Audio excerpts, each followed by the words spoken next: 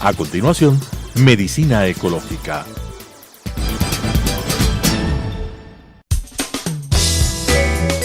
Clasificación A. Apto para todo público.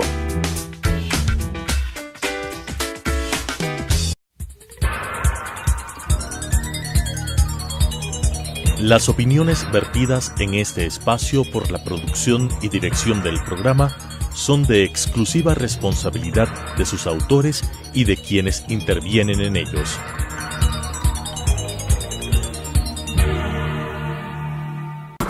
Telesucesos Canal 29 UHF presenta Medicina Ecológica, un nuevo enfoque de la salud pública diseñado especialmente para mejorar la salud de todos los habitantes en armonía con la naturaleza.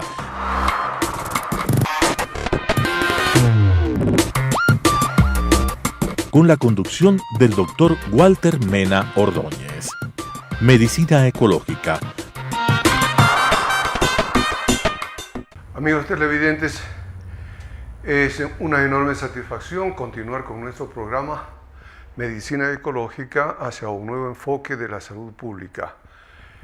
En una nueva oportunidad con un amigo y destacado investigador de las ciencias de la salud y de la medicina, como es el doctor César Paz y Miño, director del Centro de Investigación Genética y Genómica de la Universidad Tecnológica Equinoccial.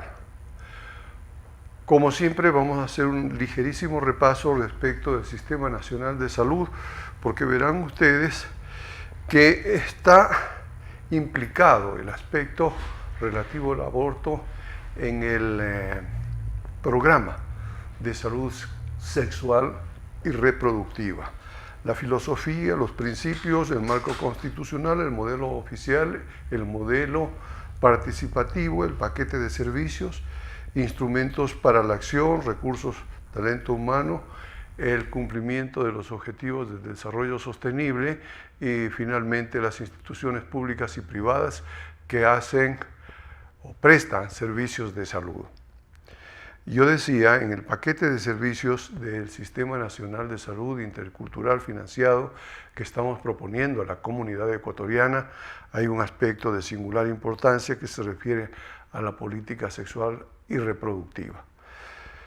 Nosotros vamos a hacer un ligero repaso de las cuestiones relacionadas con el aborto a nivel mundial, qué es lo que dice la OMS, qué es lo que dice la ONU, en lo legal, qué es lo que se ha hecho en el Ecuador, para terminar con un aspecto de crucial importancia, un punto de vista que quizá que no se lo ha tomado en cuenta en las múltiples intervenciones que a diario escuchamos en la televisión y que vemos comentadas en los medios de comunicación colectivos. Me refiero al aborto o interrupción del embarazo con implicaciones genéticas. Lo genético, como vuelvo a repetir, es el punto fuerte de nuestro invitado, César Paz y Miño. César, bienvenido nuevamente al programa y por favor, nos gustaría que nos dieses una panorámica de este interesantísimo libro que se ha hecho especialmente, para aclararnos respecto de el aborto en un Estado laico. De hecho, el título ya nos orienta a que el tema del aborto no puede estar supeditado a una ideología, a una religión. Estamos en un Estado laico y es a través de eso que vamos a conversar. Gracias. Bienvenido.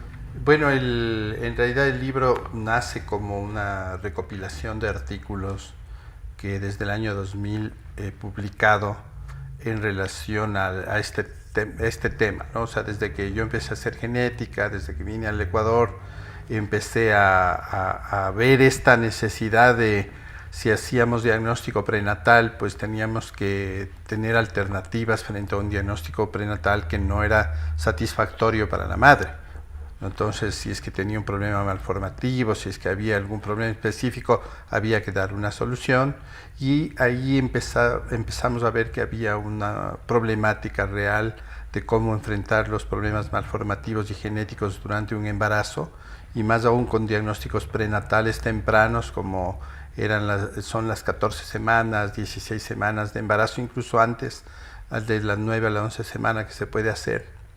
Entonces, ahí empecé digamos, a trabajar sobre este tema, ¿no? Entonces, hay una serie de cuestiones. Antes podías hacer una interrupción del embarazo con la firma de 2 médicos, si es que había una demostración de problemas genéticos, y nadie se hacía lío. Más bien, el rato que se plantea la nueva ley, el COIP, en que se prohíbe el aborto en todas sus causales, excepto 2, peligro para la madre, y una violación en una mujer con retardo mental. Con retardo mental.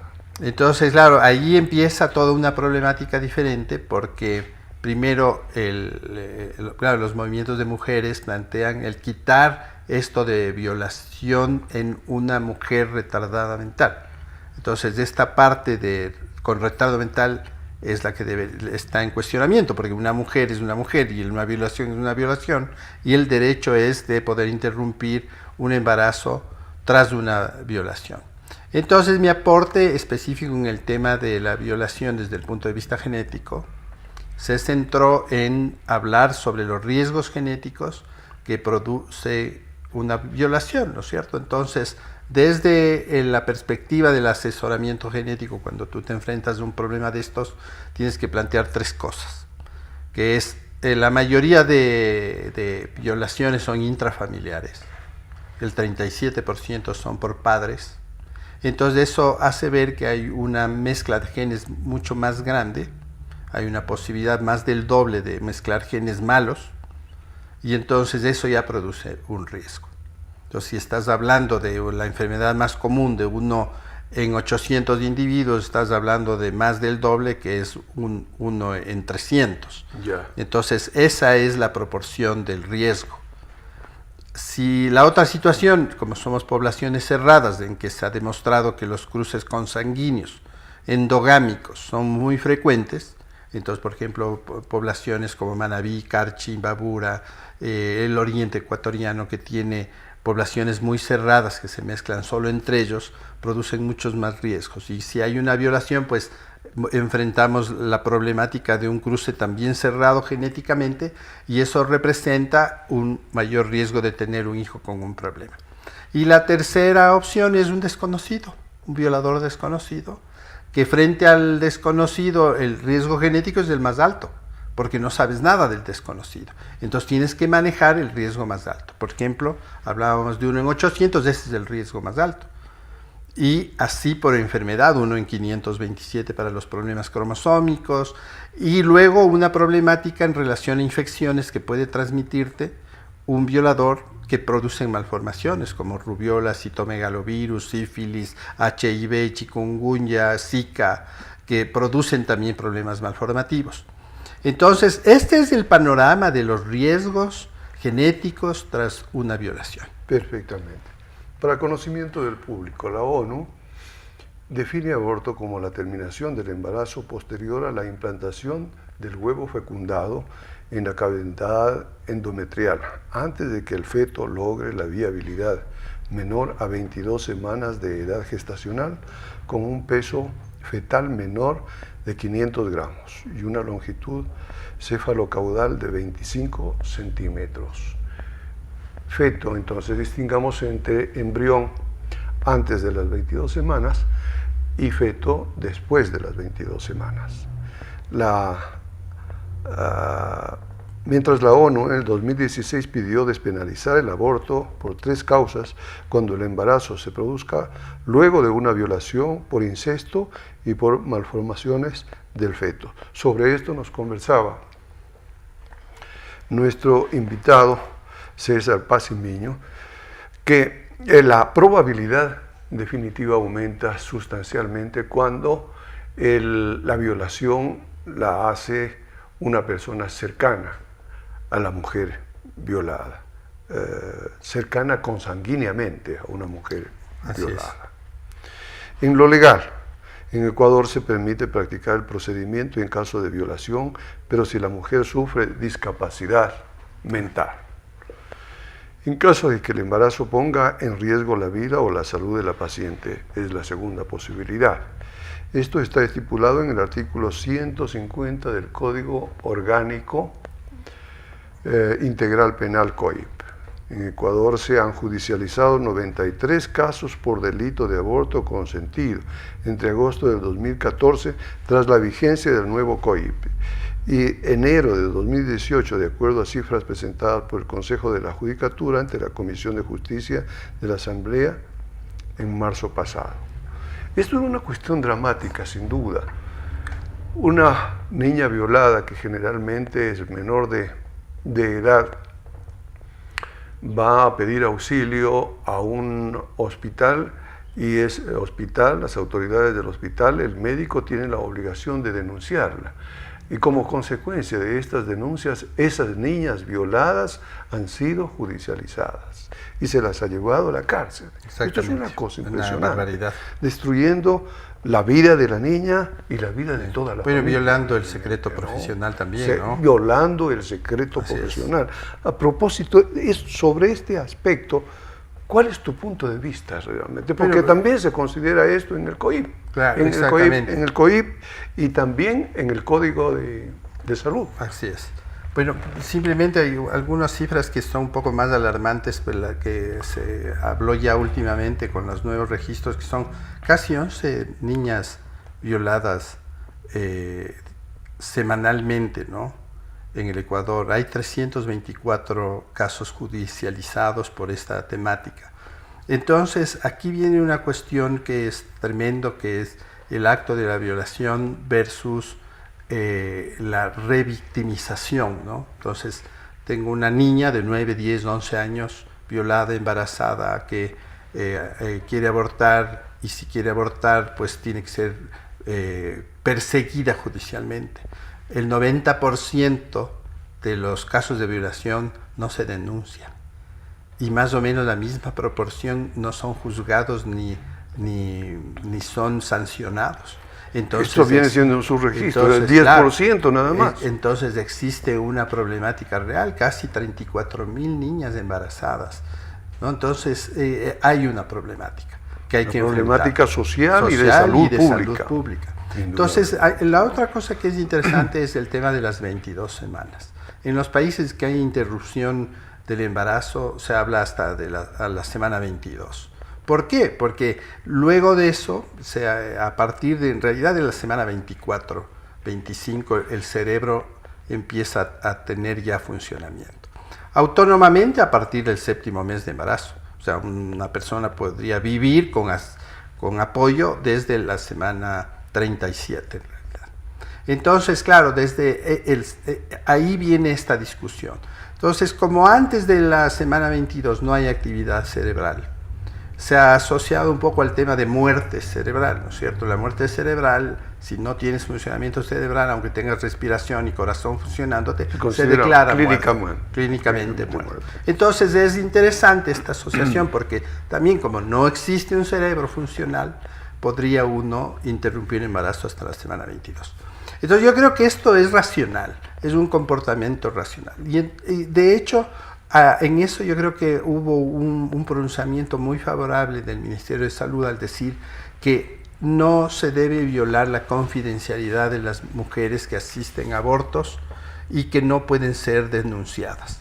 Lo cual hizo que bajen el tema de denuncias, que las denuncias hacían los mismos médicos, hacían las mismas auxiliares, enfermeras, sobre el tema de una violación. Entonces, claro, el tema es que también existía un alejamiento del sistema de salud formal.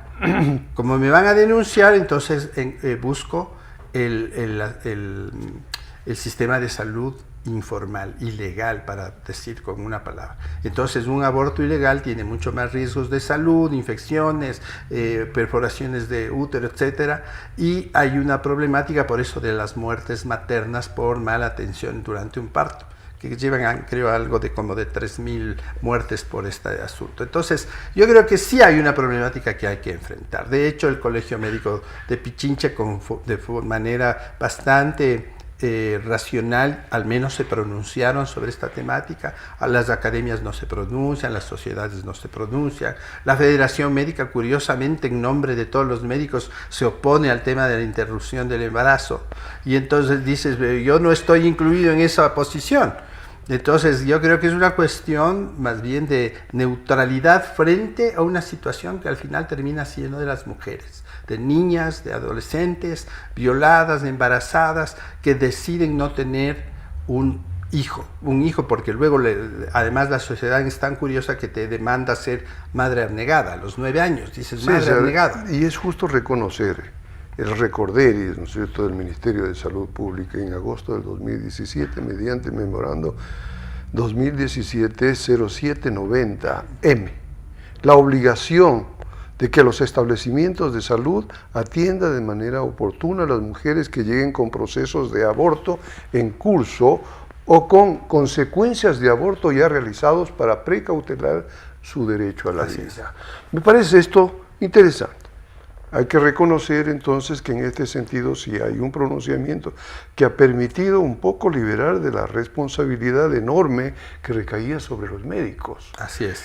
Que caía sobre los médicos porque ellos, si no denunciaban, también se convertían en cómplices. Se convertían en cómplices, van a la cárcel, según exactamente el COI. Entonces esto era una cosa espantosa desde el punto de vista de avance técnico y médico, ¿no? Porque hay, y de derechos, porque al final es el derecho de la mujer a decidir, ¿no?, cuándo y cuántos hijos tener.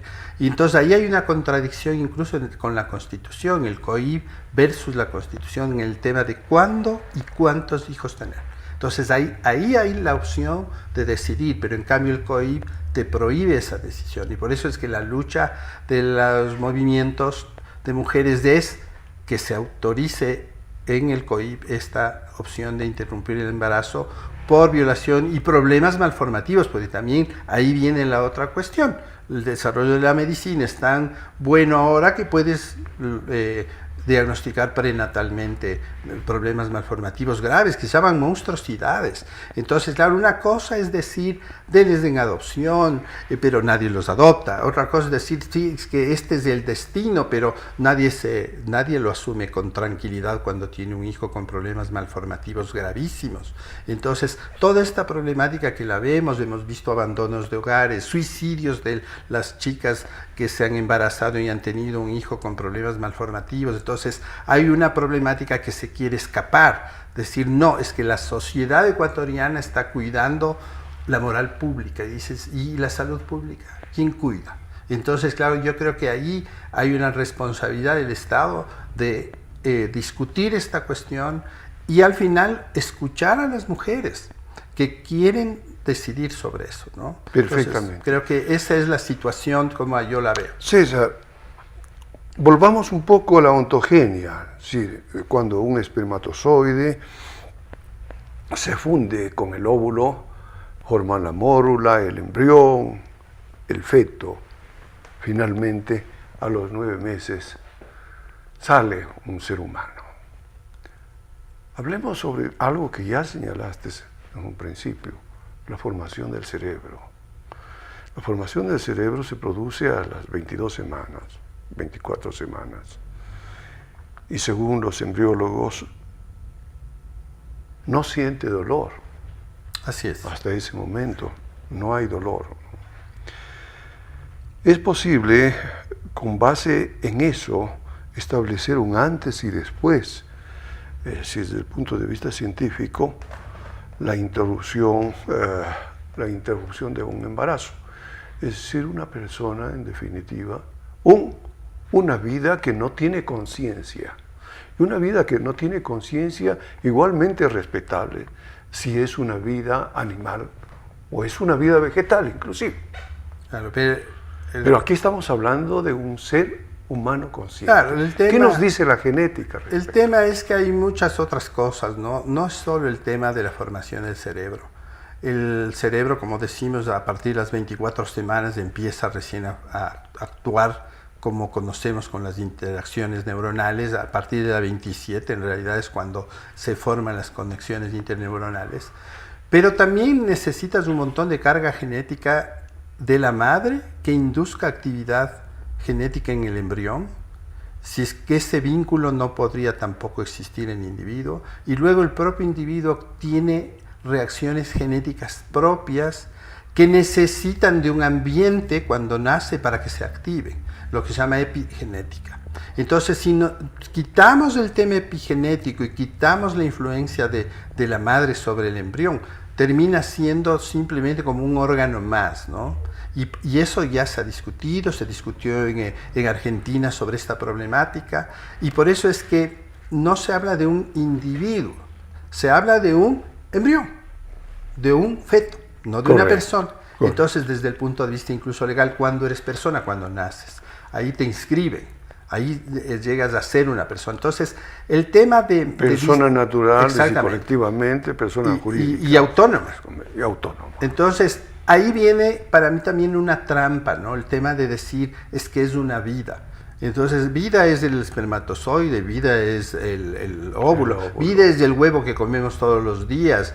Eso es vida, pero el tema va más allá. O sea, ¿qué tipo de relación quiero tener con este embrión, con este feto que fue producto no consentido, que fue producto de una violación y que al final de cuentas todavía no llega a ser un individuo? Entonces, esa es la cuestión de la discusión por la cual la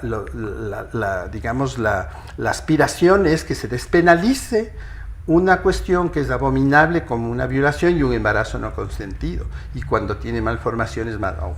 Entonces, yo creo que ahí no podemos, al menos quienes estamos a favor de que se cambie esto del COIP, no podemos caer en esa trampa, ¿no? De que si es vida o no es vida. Por supuesto que es vida, pero no es vida como nosotros la vivimos. Por eso hacíamos la comparación con el tema del funcionamiento cerebral. O sea, ¿cuándo declaras muerte de una persona? Cuando ya ha dejado su cerebro. Si no tengo cerebro, ¿qué considero a este individuo que no tiene cerebro funcional todavía? A partir de las 27 semanas recién empieza. Entonces, yo creo que también hay que escuchar y ver la experiencia internacional, ¿no? O sea, cómo han bajado las tasas de mortalidad aprobando el aborto en condiciones de salud favorables. Entonces, yo creo que esta experiencia es buena. En España yo viví justamente el cambio de ley. Y claro, el aborto se mantiene más o menos en las cifras iguales, lo que baja es la mortalidad materna. Entonces, ese ya es un logro de salud pública, cuando existe una alta mortalidad materna. Entonces, tenemos que enfrentar de alguna manera. Entonces, el hecho de enfrentar de cosas retóricas como hay que resignarse, hay que cuidar, hay que adoptar, y no, dices, ya, pero yo no veo que las personas que defienden esto están adoptando niños. O sea, hay un montón de niños, acabas de decir, César, el Ministerio de Salud Pública establece que el 15.6% son las muertes maternas en el país, están relacionadas con interrupciones del embarazo realizadas en condiciones inseguras. Imagínate eso, son 15 de cada 100 mujeres. Entonces, es una barbaridad, es peor que una guerra. Pero claro. Entonces, claro, tú dices, esto tenemos que enfrentar, quitándonos los prejuicios de fe. Y no hablo de religión, prejuicios de fe, el acto de fe. Es decir, yo defiendo esto porque creo. Pero no estás escuchando cifras, no escuchas la ciencia, no escuchas los argumentos que hay alrededor de lo que se discute en ética, incluso del tema de la vida y del individuo. Entonces, si me cierro a eso, estoy discutiendo un acto de fe. Y entonces, no escuchas a las jóvenes madres que son condenadas por toda la vida. Y dices, no, es que así tiene que ser. Dices, no puede ser así. Por eso tiene que haber un cambio en la mentalidad, un cambio en la forma de enfrentar esta problemática. Qué bueno que en la Asamblea se haya discutido, qué bueno que se siga hablando de este tema. Yo creo que al final, con las recomendaciones de la OMS, con las recomendaciones de las Naciones Unidas, con las recomendaciones de derechos humanos internacionales, un rato el país tiene que entrar en esta aprobación de estas causales de interrupción de embarazo, porque están produciendo un problema de salud. Excelente. Pública. A propósito de esto, ¿no?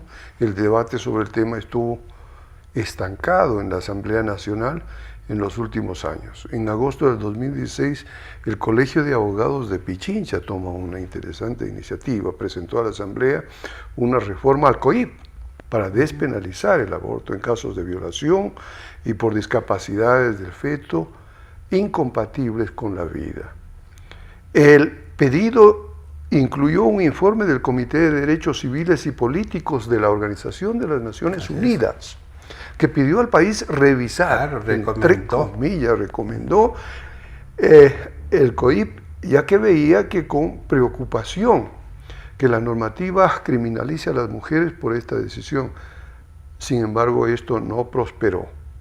Hay una autoridad pública, ya no es en este momento autoridad pública, o al menos ya no es defensor público, me refiero a Ernesto Pazmiño, acompañado de múltiples organizaciones femeninas que trabajan por los derechos de las mujeres.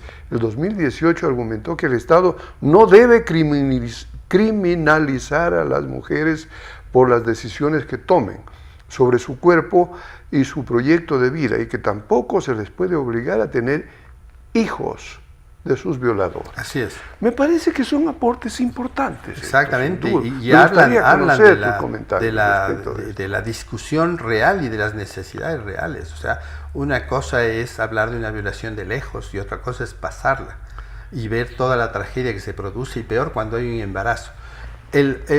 Incluso otro punto que la sociedad parece que se olvida, y es el tema de cómo la sociedad y el Estado da la espalda a las niñas y adolescentes embarazadas con hijos de violadores, que les sumen en una pobreza extrema a estas personas, ¿no? Peor si tienen malformaciones.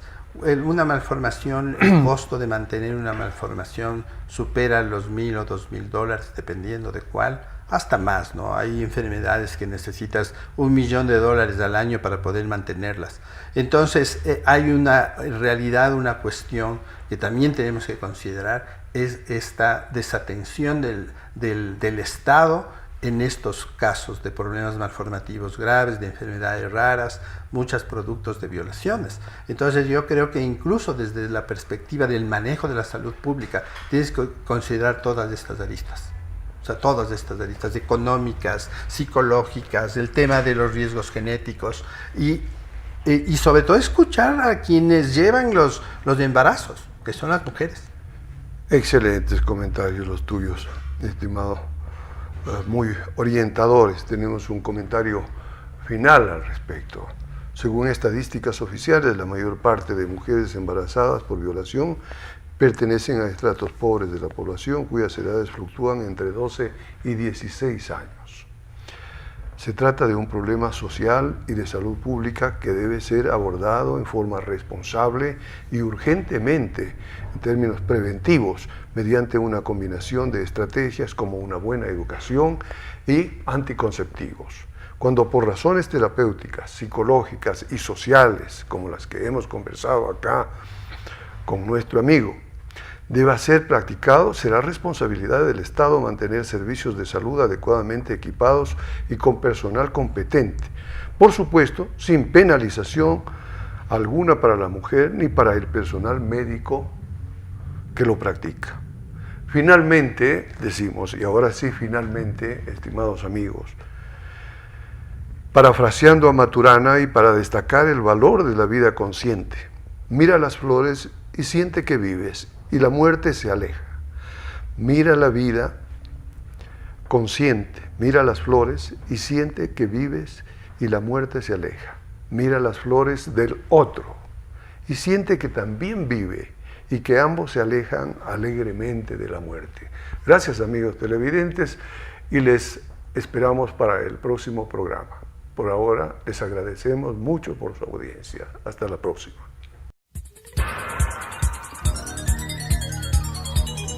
Las opiniones vertidas en este espacio por la producción y dirección del programa son de exclusiva responsabilidad de sus autores y de quienes intervienen en ellos.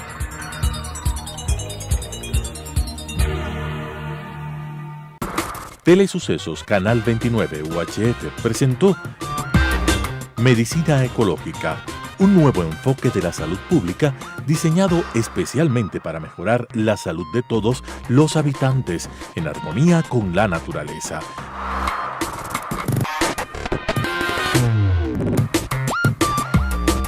Con la conducción del Dr. Walter Mena Ordóñez. Medicina Ecológica,